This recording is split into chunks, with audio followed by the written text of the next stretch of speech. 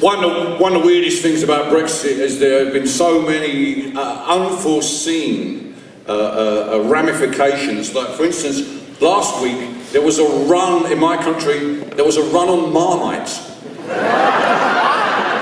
There was a run on Marmite, if you can believe that. There was a word went round that a Unilever, a manufacturer, were refusing to sell it to Tesco, as the largest supermarket chain, because of disparities between the price, because of the exchange rate. And all of a sudden it was like, oh my God, I'm going to go back to a Marmite-less Britain.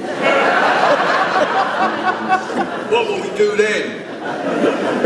Another of the unforeseen ramifications is that, as a result of that vote, we in the UK have completely lost our sense of moral superiority over your politics.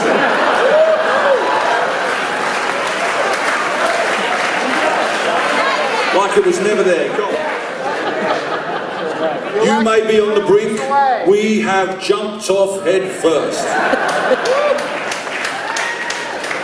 I'm reminded of that scene in The Magnificent Seven. I can't remember the context, but I think Steve McQueen is telling some anecdote to Yul Brynner, and he describes a man who's jumped off the top of a 10-storey building, and they interview him as he passes the 5th floor, and they ask him, how's it going? And he says, so far so good. That's us. That's the UK. We haven't even pressed the button. We have this button to press, Article 50, which begins the process of negotiation.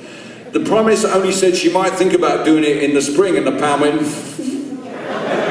So we've no idea what we're going to do. But that's, yeah, the moral superiority, of course, levels have gone shooting up since the rise of Trump. You know, the number of people in my country are appalled at the prospect of building a wall along the Mexican border and getting the Mexicans to pay for it. And yet, tonight, on the outskirts of Calais, in what they refer to in a terrible euphemism as the jungle, there are people literally living in wooden and cardboard shacks that are policed by French gendarmes paid for by the British government to stop them from coming through the Channel Tunnel. And the European Union, who has the moral high ground in the Brexit argument, as a community, we pay the Turks to stop refugees from perhaps the most horrible war zone, from Aleppo, from northern Syria, to stop them from getting in boats to cross into Europe in the hope of finding a better life for their children. So there are none of us, I think, without sin to cast the first stone on that issue of keeping people out of our country.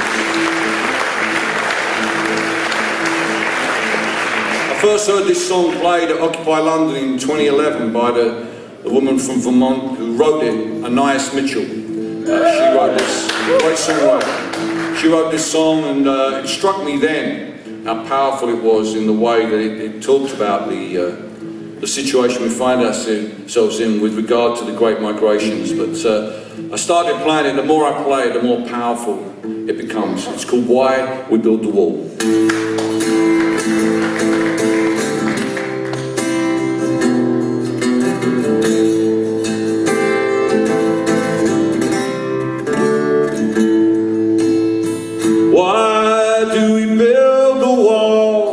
My children, why do we build the wall? Why do we build the wall? We build the wall to keep us free, that's why. We build the wall, we build the wall to keep us free. How does the wall keep us free? My children, my children.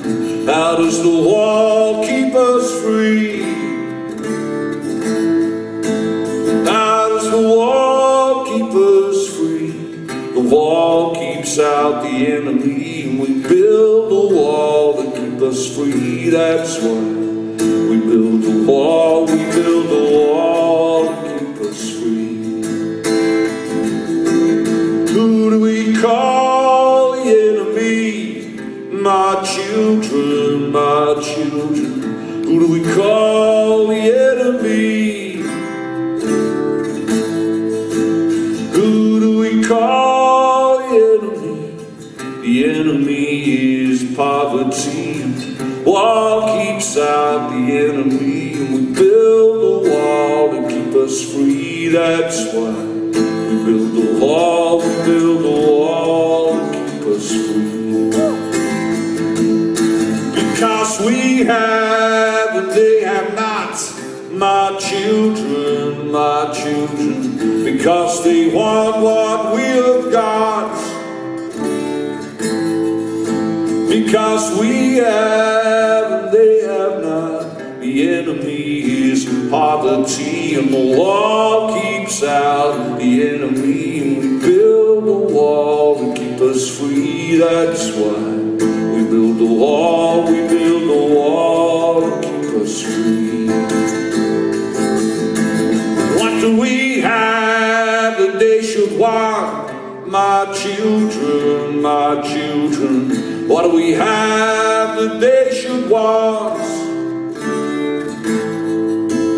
What do we have that they should want? We have a wall to work upon. We have work and they have none, and our work is never done. My children, and the war is never won. The enemy is poverty, and the wall keeps out the enemy, and we build the wall to keep us free. That's why we build a wall, we build a wall to keep us free.